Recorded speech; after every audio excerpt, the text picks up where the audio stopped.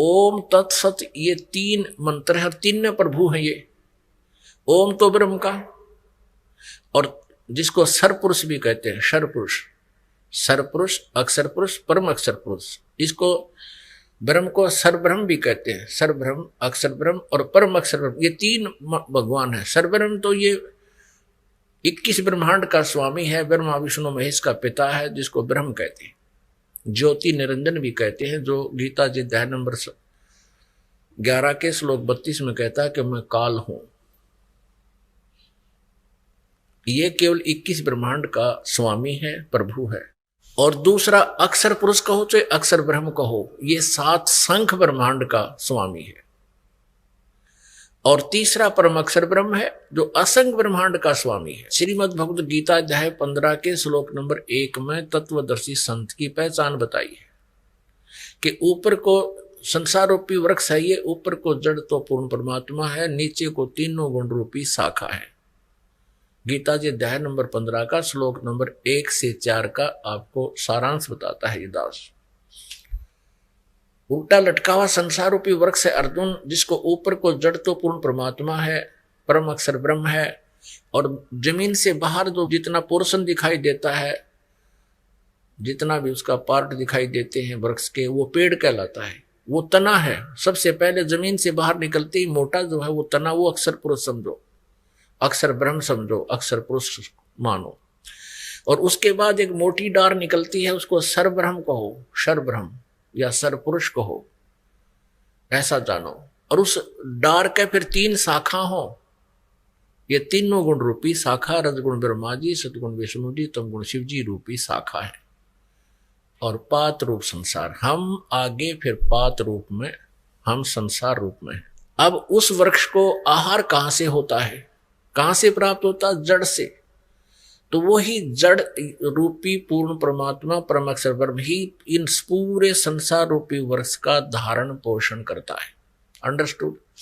अब आगे चलते हैं। श्रीमद् भगवद गीता जी अध्याय नंबर 15 के श्लोक नंबर 16 और 17 में 3 पुरुष बताए हैं। पुरुष कहो चाहे प्रभु कहो चाहे ब्रह्म कहो चाहे भगवान कहो। गीता जी अध्याय नंबर 15 के श्लोक 16 में कहा कि सरपुरुष और अक्षर पुरुष, सरपुरुष और अक्षर पुरुष ये 2 भगवान हैं। सर और अक्षर ये 2 प्रभु हैं, 2 स्वामी हैं। और इनका तथा इनके अंतर्गत जितने प्राणी हैं सभी का स्थूल शरीर नाशवान है। ये नाशवान है, इनकी जन्म और मृत्यु होती है।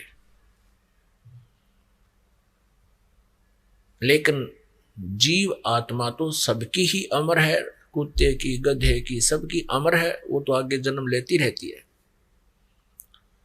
अब इन 2 प्रभुओं का, 2 भगवानों का, 2 ब्रह्मों का, 2 पुरुषों का 15वें अध्याय के 16वें श्लोक में इनका विवरण समाप्त हो गया। अब 17वें श्लोक में 15वें अध्याय के श्रीमद् भगवत गीता के 15वें अध्याय के 17वें श्लोक में कहा है। श्रीमद् भगवत गीता अध्याय 15 अब श्लोक 17 में स्पष्ट कर दिया है कि उत्तम पुरुष तु अन्य परमात्मा इति उदाहरते यह लोकत्रयम् आविश्य विभर्ति अवैश्वर है। ओह, इसमें स्पष्ट कर दिया है कि पुरुषोत्तम, पुरुषोत्तम यानी उत्तम पुरुष, पुरुष माने प्रभु ब्रह्म, जिसको परम अक्षर ब्रह्म कहते हैं, वो तो इन सरपुरुष और अक्षर पुरुष जो 16वें श्लोक में वर्णित हैं 15वें अध्याय के गीता जी, उनसे कोई अन्य है। उत्तम पुरुष है तो अन्य है। उत्तम माने श्रेष्ठ, पुरुष माने ब्रह्म कहो चाहे प्रभु कहो, परमात्मा कहो। उत्तम ब्रह्म यानी परम अक्षर ब्रह्म तो कोई और है, अन्य है। और परमात्मा इति उदाहरते जिसको भगवान कहा जाता है, भगवान उसे कहते हैं जो केवल सुख दे, दुख नहीं देता। परमात्मा उसे कहते हैं जो दुख नहीं देता, केवल सुख सुख देता है। और फिर कहा है निचली पंक्ति में कि यह लोकत्रय आविश्य विभर्ति अवैश्वर है। जो तीनों लोकों में प्रवेश करके सबका धारण पोषण करता है, वो है अविनाशी परमात्मा। वह अविनाशी परमेश्वर है, वो है वास्तव में अविनाशी। वो है सच्चिदानंद घन ब्रह्म, वो है परम अक्षर ब्रह्म। अब यहां थोड़ा सा भ्रम उत्पन्न होता है श्रीमद् भगवत गीता जी के पाठकों को कि श्रीमद् भगवत गीता अध्याय नंबर 15 के श्लोक नंबर 18 में गीता ज्ञानदाता ये ब्रह्म कह रहा है कि मैं तो पुरुषोत्तम, लोक वेद के आधार से मैं पुरुषोत्तम प्रसिद्ध हूं। लोक वेद किसे कहते हैं? दंत कथा, किसी कहा सुना ज्ञान जो वेद प्रमाणित, जो सदग्रंथ प्रमाणित ना हो। लोक वेद कथा, दंत कथा सीधा सा अर्थ समझो, जो सुना सुनाया ज्ञान, आम व्यक्ति के द्वारा सुनाया हुआ ज्ञान। अपने आप को पुरुषोत्तम प्रसिद्ध होने का कारण भी बता रहा है कि मेरे अंतर्गत 21 ब्रह्मांड में मेरे अधीन जितने प्राणी हैं, चाहे वह ब्रह्मा विष्णु महेश हैं, चाहे रंक हैं, चाहे राजा है, चाहे अन्य चींटी से लेकर हाथी तक है, ये सभी इस ब्रह्म के कंट्रोल में है। ये इनसे ताकतवर है। जैसे श्री विष्णु जी 16 कला के प्रभु हैं, इसमें 16 प्रकार की शक्तियां हैं और ये 1000 प्रकार की कला वाला है। जैसे भगवान श्री विष्णु जी 4 भुजा के हैं, तो ये काल 1000 भुजा का ब्रह्म सरपुरुष जो 21 ब्रह्मांड का स्वामी है। तो ये क्या कहता है कि मैं तो पुरुषोत्तम इसलिए प्रसिद्ध हो रहा हूं क्योंकि मेरे अंतर्गत जितने भी प्राणी हैं मैं उनसे उत्श्रेष्ठ हूं, उनसे तगड़ा हूं, ताकतवर हूं, इसलिए मैं लोके वेदे पुरुषोत्तम प्रसिद्ध हूं। स्पष्ट कर दिया कि आई एम नॉट पुरुषोत्तम, मैं पुरुषोत्तम नहीं हूं।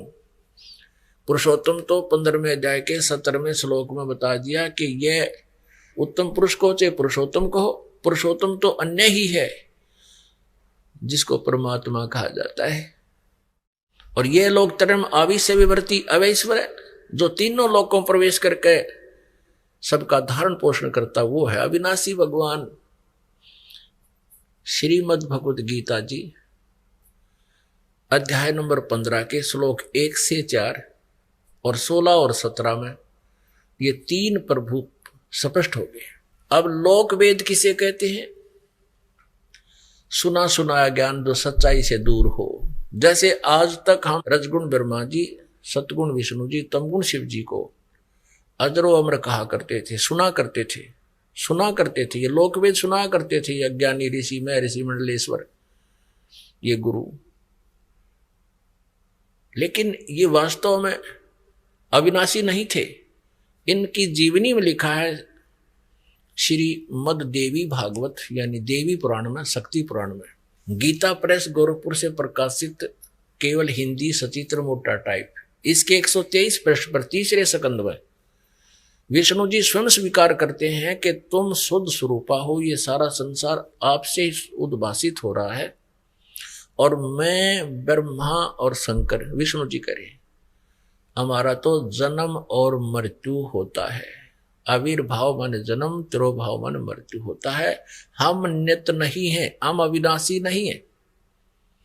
फिर शंकर भगवान कहते हैं कि माता जब आपसे ही ब्रह्मा जी का जन्म हुआ, आपसे विष्णु जी का जन्म हुआ, तो फिर क्या मैं तमोगुण लीला करने वाला शंकर आपका पुत्र नहीं हुआ? और हम आप ही से उत्पन्न हैं, हम तीनों गुणों युक्त हैं और हम केवल नियमित कार्य ही कर सकते हैं, यानी जिसका जैसा वर्क डन ही दे सकते हैं। किसी की किस्मत में, किसी के प्रारब्ध में कोई दुख है, उसको निवारण नहीं कर सकते, कम और अधिक नहीं कर सकते। तो ये लोक वेद था जो हमें सुनाया जाता था कि अजरो अमर है, इनके कोई माता पिता नहीं है, ये सर्वेश्वर है, महेश्वर है, अनंत कोटि ब्रह्मांड के स्वामी है, इसको लोक वेद कहते हैं। तो यहां गीता ज्ञानदाता 15वें अध्याय के 18वें श्लोक में कहता है कि मैं तो लोक वेद के आधार से पुरुषोत्तम प्रसिद्ध हूं। कारण बताता है कि मेरे अंतर्गत 21 ब्रह्मांड में जितने भी प्राणी हैं उनसे मैं तगड़ा हूं, उत्तम हूं। यहां तगड़ा किसने माना है? जैसे ऋषि हुआ करते, एक ऋषि ने, एक सिद्ध ने कोई एक सिद्धि प्राप्त कर ली और दूसरे के पास 2 होगी तो 2 वाला उससे उत्तम माना जाता है, बाकी दोनों चौड़ चपट। तो ऐसे ये 1000 भुजा का मालिक है, 1000 कला है इसके पास, और अन्य इसके अंतर्गत जो प्रभु हैं, श्री सतगुण विष्णु जी, श्री रजगुण ब्रह्मा जी और श्री शिव जी तमगुण, ये 16 कला के प्रभु हैं। ये वैसे तीनों ही 16 कला के प्रभु हैं, एक जैसी पावर है इनकी। बाकी श्री विष्णु जी ज्यादा प्रसिद्ध हैं क्योंकि हम इनको ज्यादा मानते रहे लोक वेद के आधार से। मैं तो देते रहे, इस शंकर भगवान जी को भी पैरेलल देते रहे, जबकि ये तीनों के तीनों 4 भुजा युक्त हैं, एक जैसी पावर है, एक जैसे ही विभाग हैं इनके। जैसे एक प्रांत में मंत्री होते हैं तो ये एक ब्रह्मांड रूपी प्रांत में ये एक एक विभागीय मंत्री हैं। रजगुण विभाग के ब्रह्मा जी, सतगुण विभाग के विष्णु जी, तमगुण विभाग के शिव जी। तो ये लोक वेद था जो हम इनको सर्वेश्वर कहते थे, सारे अखिल ब्रह्मांड का स्वामी श्री विकृष्ण जी को कहते हैं। नहीं, ये लोक वेद है, दंत कथा है, सच्चाई से बहुत परे है। ऐसे ही गीता ज्ञानदाता कहता है कि मैं तो लोक वेद के आधार से पुरुषोत्तम प्रसिद्ध हूं। आई एम नॉट पुरुषोत्तम, पुरुषोत्तम पुरुष तो अन्य, वो 17वें श्लोक में 15वें अध्याय के गीता जी में स्पष्ट कर दिया। अब ये परम अक्षर ब्रह्म है, उत्तम पुरुषत्व अन्य है, वो परम अक्षर ब्रह्म है। अब इसको सच्चिदानंद घन ब्रह्म भी कहते हैं। 17वें अध्याय के 23वें श्लोक में कहा है कि ओम तत्सत इति निर्देश है ब्रह्म ने त्रिवेद समर्था है, उस परम अक्षर ब्रह्म के पाने का। उस उत्तम पुरुष जो अन्य है, सरपुरुष और अक्षर पुरुष से, सरब्रह्म और अक्षर ब्रह्म से, उसके पाने का केवल ओम तत्सत ये 3 मंत्र के जाप का प्रावधान है, निर्देश है। निर्देश का अर्थ होता है बस डायरेक्शन है या और कुछ नहीं। अब गीता जी अध्याय नंबर 8 के श्लोक नंबर 1 पर हम फिर आते हैं। अब अर्जुन ने पूछा कि जो 7वें अध्याय के 29वें श्लोक में आपने जिस तत्वरम की जानकारी दी है, उसके जानने के उपरांत और सारे धातुओं से परिचित होने के उपरांत और सभी कर्मों से जो परिचित हो जाता है, वो इस संसार की किसी वस्तु को ना चाहकर केवल जरा और मरण से छूटने का ही प्रयत्न करता है। तो 8वें अध्याय के प्रथम मंत्र में पूछा वो किम तत्परम, जिसको जानने के उपरांत फिर यहाँ की वस्तु की डिमांड आत्मा नहीं करता। तो इसका उत्तर 8वें अध्याय के 3 श्लोक में दिया है कि वो परम अक्षर ब्रह्म है। वो श्रीमद् भगवद गीता अध्याय नंबर 15 के श्लोक नंबर 17 में जिसके विषय में जानकारी है। अब फिर हम 8वें अध्याय को लेते हैं। 8वें अध्याय के 5 और 7 में गीता ज्ञानदाता कहता है मेरी भक्ति कर और मेरे में भाव वाला बन, मुझ में भावित रहे। अब हम जिस पर आसक्त रहेंगे अंत समय तक उसी में हमारी भावना बनी रहेगी, और फिर अंत समय में जहां आशा ता वासा होई, ये सूक्ष्म वेद की वाणी है, जहां आशा ता वासा होई और मन कर्म वचन सुमरियो सोई। जिस भी इष्ट की आप उपासना करते हो उसको मन कर्म वचन से जाप करना, तब जहां आशा रहेगी, जिसमें भावित रहोगे अंत समय तक, जिस पर आसक्त रहोगे उसी को प्राप्त होगे, जहां आशा ता वासा हुई। यही गीता जी अध्याय नंबर 8 के श्लोक नंबर 6 का निष्कर्ष है, जो अभी आपको बताया कि जहां आशा ता वासा हुई, मन कर्म वचन सुमरियो सोई। अब 8वें अध्याय के 7वें श्लोक में गीता ज्ञानदाता कहता तो युद्ध भी कर, और मेरा सिमरण कर, मुझे ही प्राप्त होगा। बिल्कुल अपने सिमरण के बारे में इसने बता दिया, मेरा तो ओम एक अक्षर है मुझ ब्रह्म का, 8वें अध्याय 13वें श्लोक में, नथिंग एल्स। और मेरे ओम नाम का जाप करके कहाँ जाएगा, ब्रह्म लोक प्राप्त होगा। इसकी परम गति यही है। और 8वें अध्याय के 16वें श्लोक में गीता जी में कहा कि ब्रह्म लोक पर्यंत भी गए हुए प्राणी फिर वापस जन्म मृत्यु में आते हैं, उनका जरा और मरण नहीं खत्म होता, समाप्त नहीं होता। इसलिए 7वें अध्याय के 18वें श्लोक में गीता ज्ञानदाता कहता है कि मेरी गति भी अनुत्तम, अनुत्तम माने गति घटिया, अश्रेष्ठ, अति अश्रेष्ठ, अनुत्तम। और ये अज्ञानी ऋषि महर्षि लोक वेद के आधार से कहते हैं, अनुत्तम का अर्थ भी बदल दिया इन्होंने तो अनुत्तम का अर्थ भी अनर्थ कर डाला कि जिससे उत्तम कोई और ना हो। अरे तेरा गजब हो, अनुत्तम का अर्थ ये हो ही नहीं सकता। फिर भी इनके लोक वेद से हम माने कि ये इसका अर्थ करते हैं जिससे उत्तम कोई और गति ना हो। फिर 18वें अध्याय के 62वें श्लोक में, और वो किस किस तरफ संकेत कर रहे हैं, अपने से अन्य किसी और परमेश्वर की शरण में जाने को कह रहे हैं कि जहां जाने के बाद फिर परम शांति होती है और सनातन परम धाम प्राप्त होता है। जैसे 15वें अध्याय के 1 से लेकर 4 में यही प्रमाण है कि तत्वदर्शी संत जो होगा उसकी पहचान बताई है, उल्टा लटके हुए संसार रूपी वृक्ष के जो सभी विभाग बता देगा, सवेदवित, वो तत्वदर्शी संत है। उसके पश्चात उस परमेश्वर के परम पद की खोज करनी चाहिए, जहां जाने के बाद प्राणी फिर लौटकर संसार में कभी नहीं आते, और केवल उसी की पूजा करनी चाहिए, नथिंग एल्स। और यहां यदि ये कहते हैं 18वें अध्याय के 62वें श्लोक के बारे में भी, ये अनाड़ी अज्ञानी ऋषि महर्षि मंडलेश्वर कहते हैं, कृष्ण जी अपने बारे में कह रहे हैं कि मेरी शरण में आ जा। अरे कमाल की आदमी, वो तो जाने की कह रहे हैं, कहते अपनी शरण के बारे में कह रहे, घुमा फिरा कर कहते हैं। तो यहां इनकी सोच कमजोर है, इनका ज्ञान ठीक नहीं। तो यहां गीता जी अध्याय नंबर 7 के श्लोक नंबर 18 में गीता ज्ञानदाता अपनी गति, परम गति को अश्रेष्ठ बता रहा, कति घटिया, क्योंकि चौथे अध्याय के 5वें और 9वें श्लोक में, दूसरे अध्याय के 12वें श्लोक में, 10वें अध्याय के गीता जी के दूसरे श्लोक में गीता ज्ञानदाता कहता है, अर्जुन तेरे और मेरे बहुत जन्म हो चुके हैं, तू नहीं जानता मैं जानता हूं। इसे सिद्ध है कि ये परम गति नहीं हुई, जन्म मृत्यु रहा तो ये कष्ट पे कष्ट रहेगा। और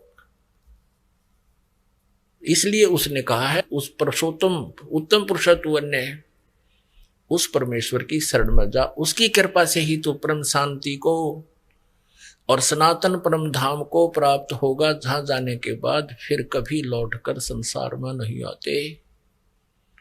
तो यहां इनकी ये टिप्पणी, ये कहना भी गलत सिद्ध हुआ। 7वें अध्याय के 18वें श्लोक के विषय में अनुत्तम का अर्थ ये करते हैं जिससे उत्तम कोई ना हो, वो भी गलत सिद्ध हो गया, क्योंकि वो गीता ज्ञानदाता किसी और परमात्मा पुरुषोत्तम के बारे में, जो उत्तम पुरुषत्व है, और उसी की साधना के लिए प्रमाण कर रहा है, और उसकी साधना का मंत्र भी बता रहा है 17वें अध्याय के 23वें श्लोक में, लेकिन वो इनकम्प्लीट है। इसलिए श्रीमद् भगवद गीता अध्याय नंबर 4 के श्लोक नंबर 34 में कहा कि जो चौथे अध्याय के 32वें श्लोक में जिस सच्चिदानंद घन ब्रह्म की वाणी की जानकारी दी है, वो है तत्व ज्ञान। उस तत्व ज्ञान को किसी तत्वदर्शी संत से पूछो, समझो, वो बताएंगे, उस परमात्म तत्व का ज्ञान देंगे तुझे। तो वो परमात्म तत्व परम अक्षर ब्रह्म है, और उसके पाने का मंत्र है ओम तत्सत। ओम ब्रह्म का, सरपुरुष का, जो गीता जी अध्याय नंबर 15 के श्लोक नंबर 16 और 17 में 3 पुरुष, पुरुष कहो, प्रभु कहो, स्वामी कहो, ब्रह्म कहो, ये तीन ब्रह्म है, 3 पुरुष है। सरपुरुष ये ब्रह्म है, सरब्रह्म भी कहते हैं इसको, जो 21 ब्रह्मांड का स्वामी, ब्रह्मा विष्णु महेश के पूज्य पिताजी। और अक्षर पुरुष ये 7 संग ब्रह्मांड का स्वामी है, ये 7 संग ब्रह्मांड का स्वामी। ये अक्षर पुरुष कहो चाहे इसको अक्षर ब्रह्म कहो। और जो 15वें अध्याय के 17वें श्लोक में कहा उत्तम पुरुष है तू अन्य परमात्मा इति उदाहरते है।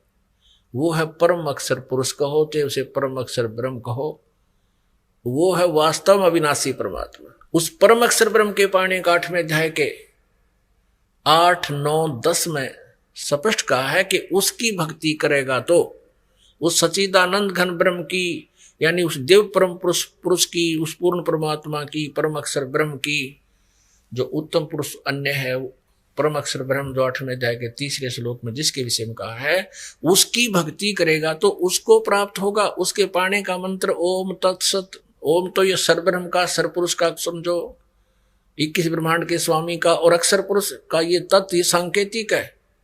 ये ओम और तत्व मिलकर ये 2 अक्षर का एक सतनाम बनता है। और तीसरा जो सत्य है 17वें अध्याय के 23वें श्लोक में, वो परम अक्षर ब्रह्म का मंत्र है। ये गुप्त है। तत् और सत्य ये सांकेतिक है, कोड वर्ड है।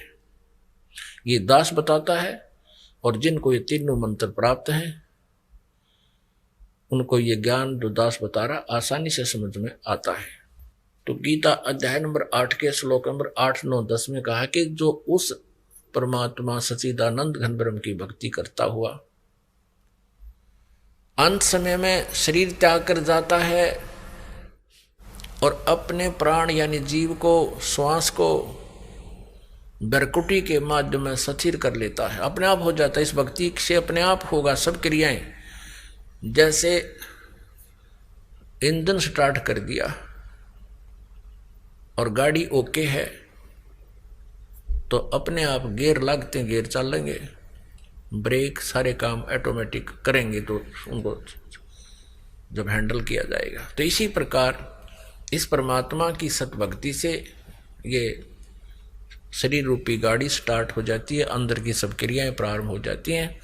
और कहते हैं फिर इस भक्ति के बल से, योग बल से, भक्ति योग माने साधना, इस तीनों जाप के मंत्र की भक्ति की शक्ति से ये त्रिकुटी पर चला जाता है। ये जीव त्रिकुटी पर जब मृत्यु के समय जब शरीर छूटेगा उसके बाद की बात, अंत समय में फिर वहां जाकर के इन तीनों मंत्रों का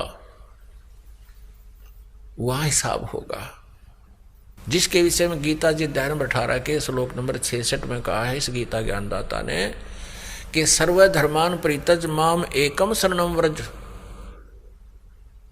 अहम तवा सर्व पापे भयमोक्षामि मा शुच। अपनात्मा इन अनाड़ियों ने, अज्ञानियों ने, तत्व ज्ञानहीन व्यक्तियों ने, जिनको केवल संस्कृत तो आती थी, तत्व ज्ञान से परिचित नहीं थे, उन्होंने यहाँ भी अनरस कर दिए। 18वें अध्याय के 66वें श्लोक में व्रज का अर्थ कर दिया मेरी शरण में आ जा। व्रज माने जाना होता है, आना नहीं होता। सर्वधर्मान परित्यज माम, ये गीता ज्ञानदाता कह रहा है, ये ब्रह्म कह रहा है, ये सरब्रह्म कह रहा है जिसका ओम नाम है। ये कहता है कि मेरे सतर की जितने भी आध्यात्मिक यानी धार्मिक पूजाएं हैं, सर्वधर्मान परित्यज माम, मेरे सतर की सब पूजाएं, परित्यज माने छोड़ दे, माम माने मुझ में, मेरे में मेरे सतर की जितनी पूजाएं हैं वो सब त्याग दे। एकम शरणम व्रज, एकम अद्वितीय परमात्मा जिसके बराबर दूसरा ना हो, सर्वशक्तिमान उस परम अक्षर ब्रह्म की शरण में व्रज माने जा। अहम तवा सर्व पापे भय मोक्षामि मा शुच, अहम तवा सर्व पापे भय मोक्षामि मा शुच, कि फिर मैं तुझे सब पापों से छुड़वा दूंगा, तू चिंता मत करे। पुण्यात्माओं,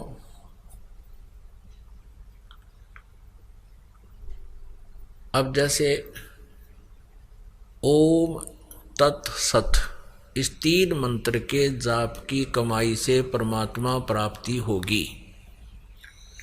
हम ओम नाम है ये ब्रह्म का, हम क्या करते रहे, ओम नाम यानी ब्रह्म साधना करके ब्रह्मलोक को प्राप्त कर लेते हैं। ब्रह्मलोक के अंदर इस काल ने बहुत बड़ा छल किया हुआ है। उस ब्रह्मलोक को डिवाइड किया है 5 हिस्सों में। एक तो महा इंद्र बना दिया, जो अच्छी आत्माएं होती हैं वो अपने पुण्य के आधार पर वहां का राजा बन जाता, कंट्रोलर, मैनेजमेंट करने वाला। और भी अच्छी पुण्यात्माएं हैं तो उनके लिए उस रेस्टोरेंट को विभाजित कर रखा है, उस स्वर्ग को, स्वर्ग कहो चाहे रेस्टोरेंट कहो, जहां प्राणी अपने पुण्यों का, अपनी पूंजी का ही नाश करता है और वहां की सुविधाएं प्राप्त कर लेता है। इस काल ने उसको डिवाइड किया हुआ है।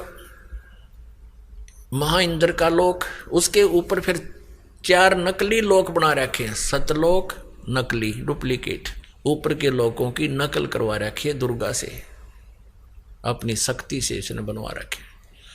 नकली सतलोक, नकली अलखलोक, नकली अगमलोक और नकली अकहलोक बनवा रखे हैं।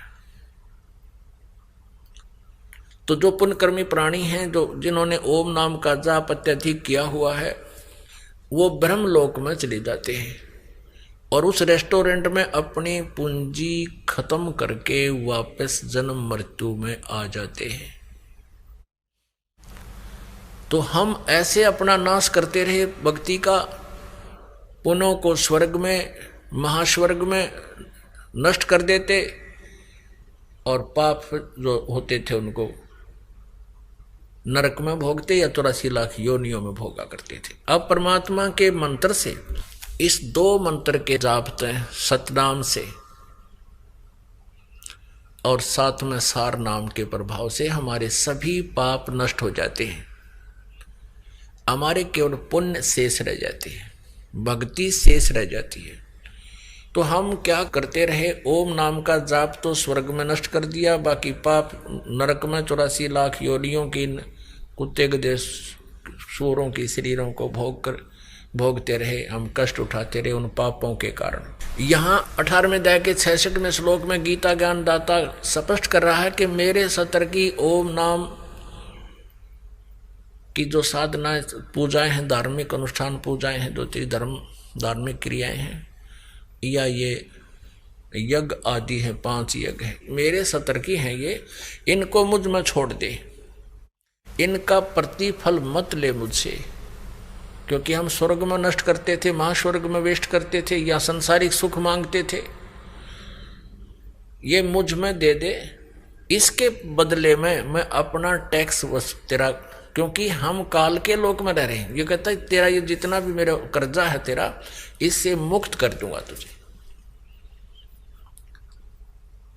और फिर तू उस सर्वशक्तिमान एकम शरणम व्रज माने जा, जैसे गीता जी अध्याय नंबर 18 के श्लोक नंबर 62 में भी इसी परम अक्षर ब्रह्म की शरण में जाने को कहा है, ना कि श्री कृष्ण जी ने अपनी शरण माने को नहीं कहा।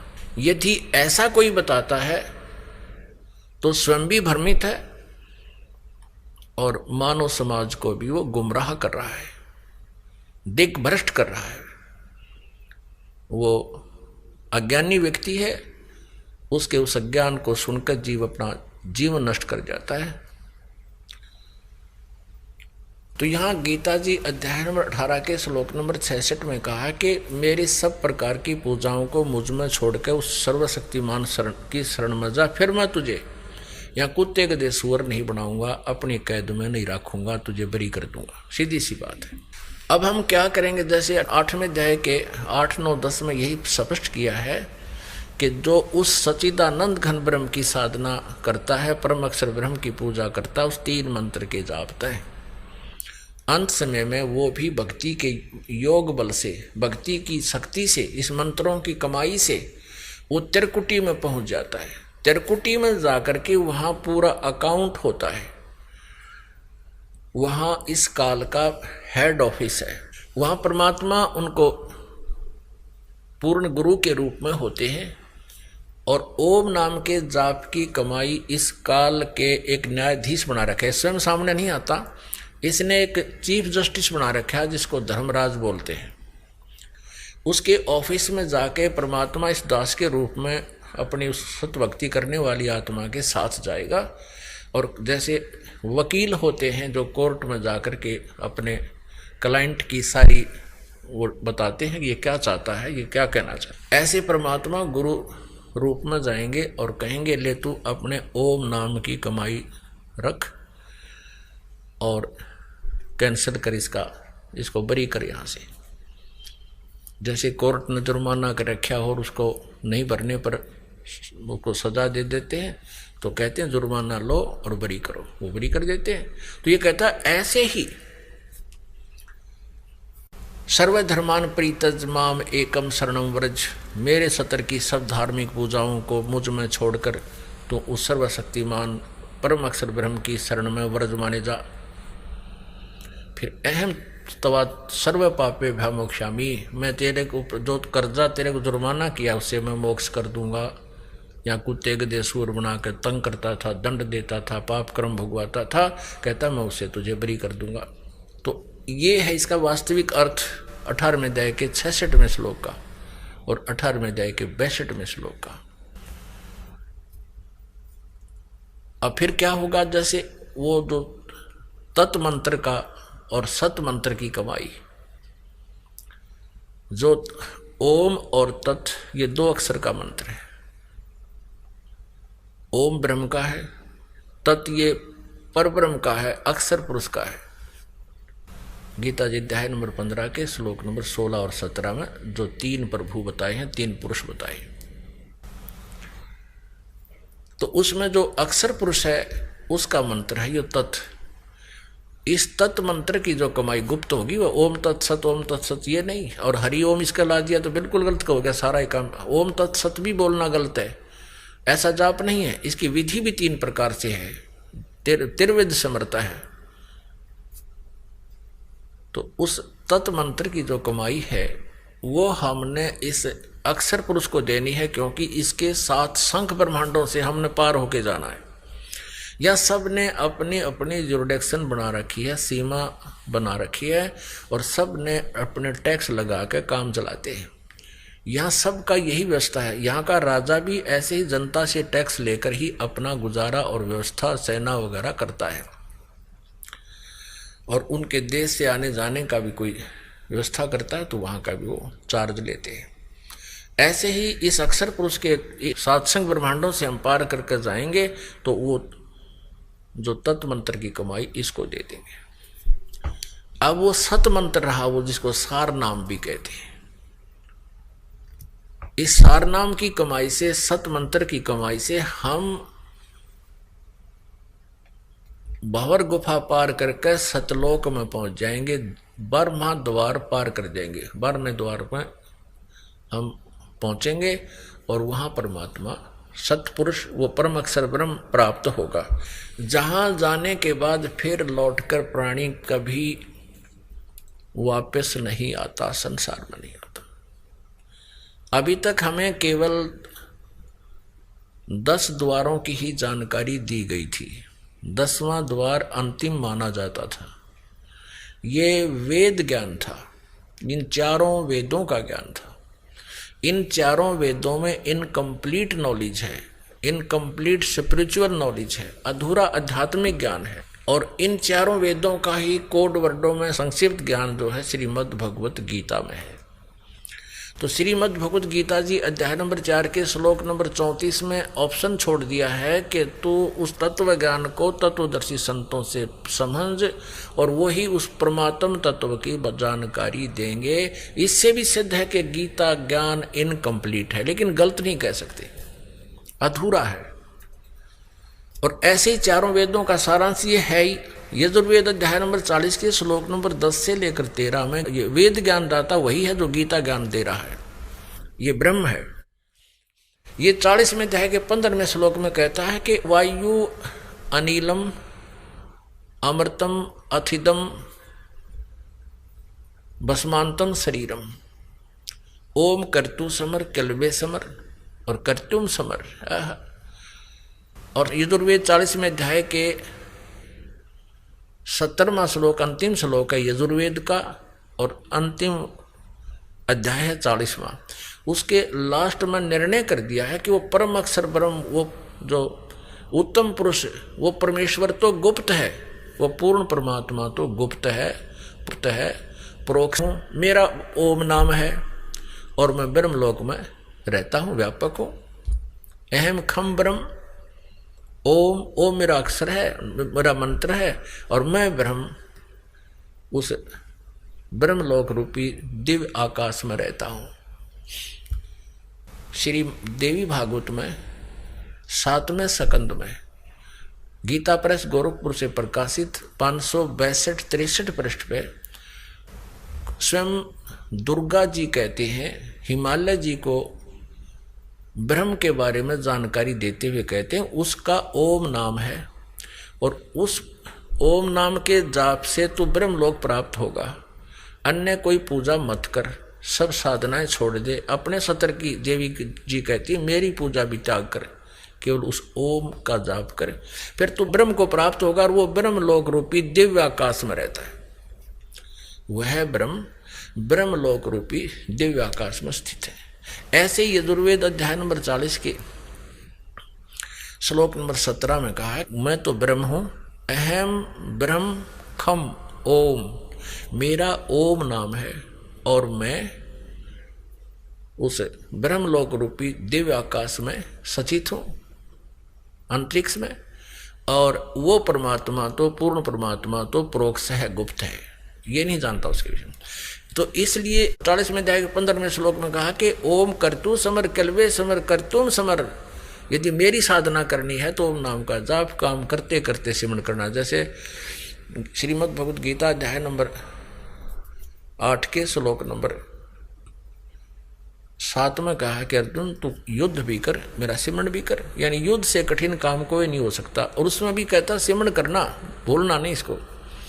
तो ऐसे वेद बता रहे हैं, यजुर्वेद 40वें अध्याय का 15वां श्लोक, ओम कर्तु समर किलवे समर और कर्तुम समर, ओम नाम का जाप काम करते करते सिमरण कर, विशेष कसक के साथ सिमरण कर, और मनुष्य जीवन का प्रथम कर्तव्य जान के इसका सिमरण कर, यानी इस कसक से कर।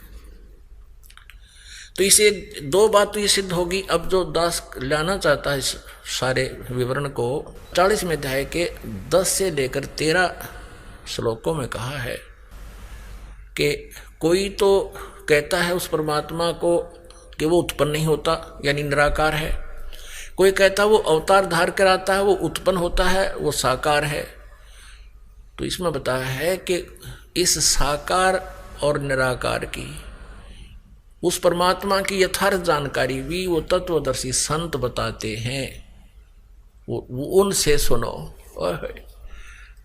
और ऐसे ही कहा कि कोई तो जिसने अक्षर ज्ञान हो गया किसी भी भाषा विशेष का, तो उसको विद्वान कह देते हैं, और जिसको अक्षर ज्ञान नहीं है उसको अविद्वान कह देते हैं। विद्वान और अविद्वान की परिभाषा भी वो तत्वदर्शी संत ही बताएंगे, उनसे सुनो। इससे सिद्ध है कि वेद ज्ञान भी इनकम्प्लीट है। तो वेद ज्ञान भी इनकम्प्लीट है, कंप्लीट नॉलेज नहीं है, स्पिरिचुअल नॉलेज नहीं है, यानी पूर्ण अध्यात्म ज्ञान नहीं है। और वही ज्ञान चारों वेदों का श्रीमद् भगवत गीता में है। तो ये भी इनकम्प्लीट नॉलेज है, स्पिरिचुअल नॉलेज है, ये कंप्लीट नॉलेज नहीं है, अखिलम नहीं है, अखिलम अध्यात्म नहीं है ये। तो इसलिए इन चारों वेदों में केवल ब्रह्म तक का ज्ञान रहा है, और उसके बाद तत् और सत जो मंत्र हैं इनकी जानकारी सूक्ष्म वेद में है, जो परमात्मा सच्चिदानंद घन ब्रह्म कबीर देव जी की कबीर वाणी में वर्णित है, जो इस दास के समझ में आई है। क्योंकि उस ज्ञान को समझना, पहले तो ये 4 वेद ही समझ में नहीं आए, इनका आज तक ये अक्षर के संस्कृत के ज्ञाताओं को नहीं समझ में आया। तो यहाँ जो प्रसंग चल रहा है, तो उसी प्रकार फिर ये सूक्ष्म वेद जो है कबीर वाणी, ये कबीर पंथियों के समझ में नहीं आई आज तक। इस दास के ऊपर कृपा की परमेश्वर ने, और इसको उन्होंने कृपा करके इस दास को समझाया। नहीं तो उस परमात्मा के जब 4 वेद ना समझ में आ रहे जिसके, तो ये सच्चिदानंद घन ब्रह्म की वाणी किसके समझ में आएगी। तो अब इस परमात्मा के जो सूक्ष्म वेद के अंदर 4 वेदों का, 18 पुराणों का, इन उपनिषदों का, और श्रीमद् भगवद गीता का भी ज्ञान है और इससे अलग भी ज्ञान है। ये कंप्लीट स्पिरिचुअल नॉलेज है, ये पूर्ण अध्यात्म ज्ञान है। अब पुण्यात्माओं, अब जो आज का जो सत्संग प्रारंभ हुआ था जिस विषय पर कि ये पुण्यात्माएं जो मानव शरीर प्राप्त करके परमात्मा की खोज में लगे हैं, वे विशेष पुण्यकर्मी प्राणी हैं। वैसे तो जिनको मानव शरीर प्राप्त होता है वे पुण्यात्मा हैं। उनसे भी जैसे कहते हैं ना,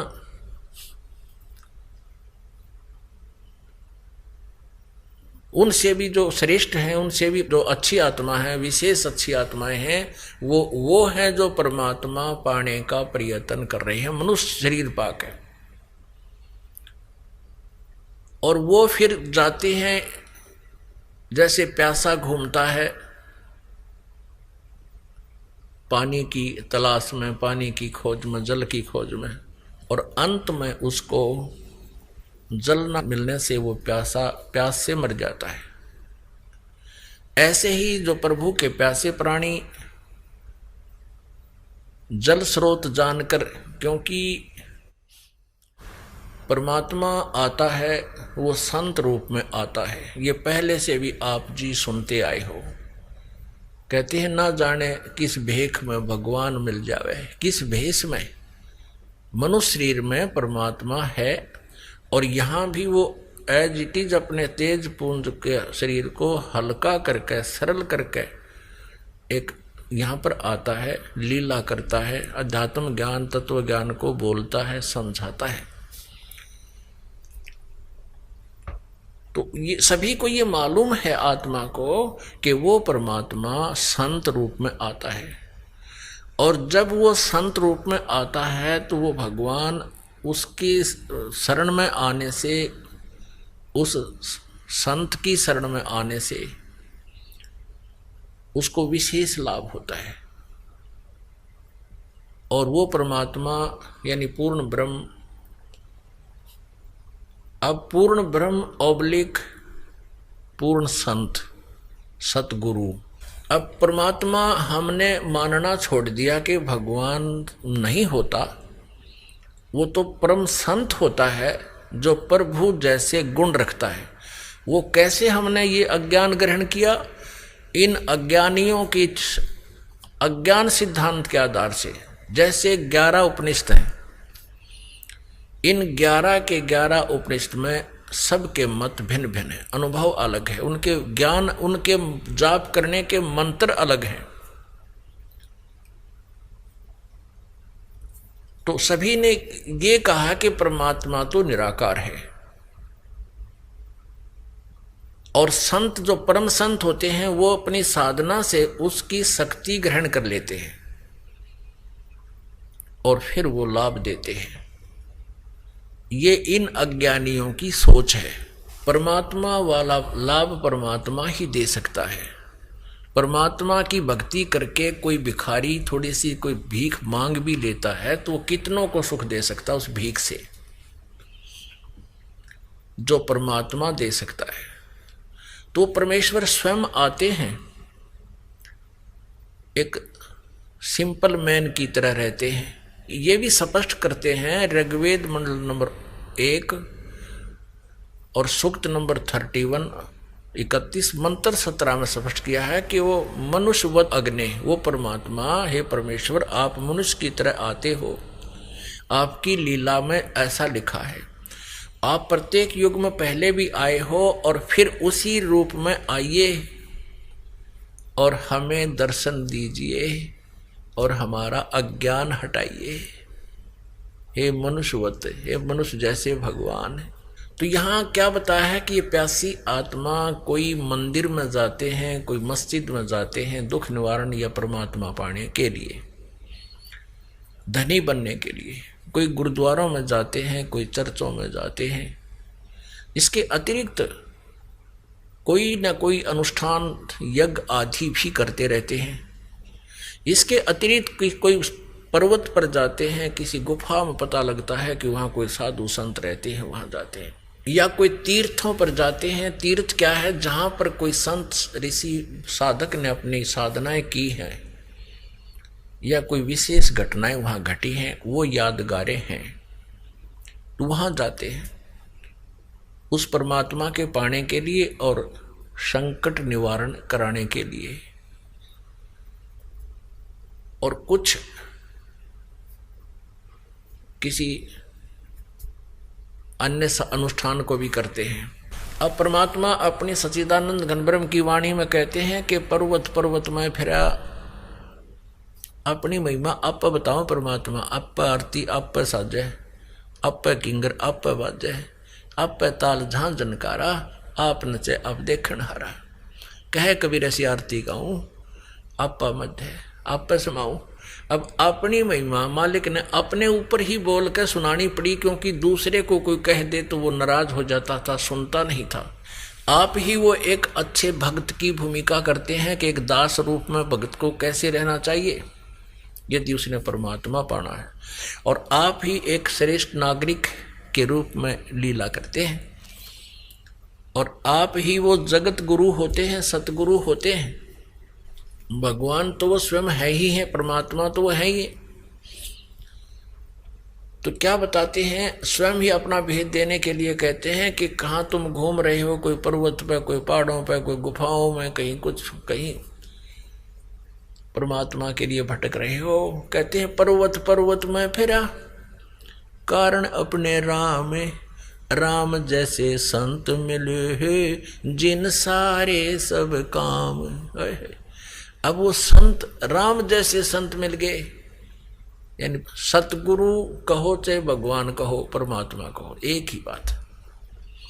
क्योंकि सतगुरु परमात्मा ही हो सकता है। अन्य कोई सतगुरु कहते हैं, वो सतगुरु नहीं है, वो नकली है।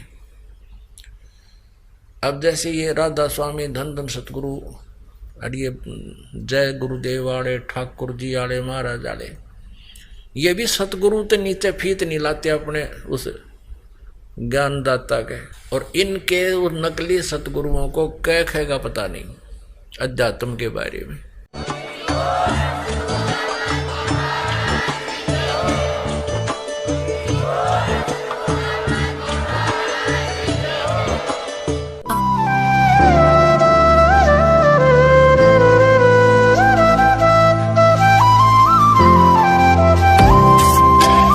सत सही।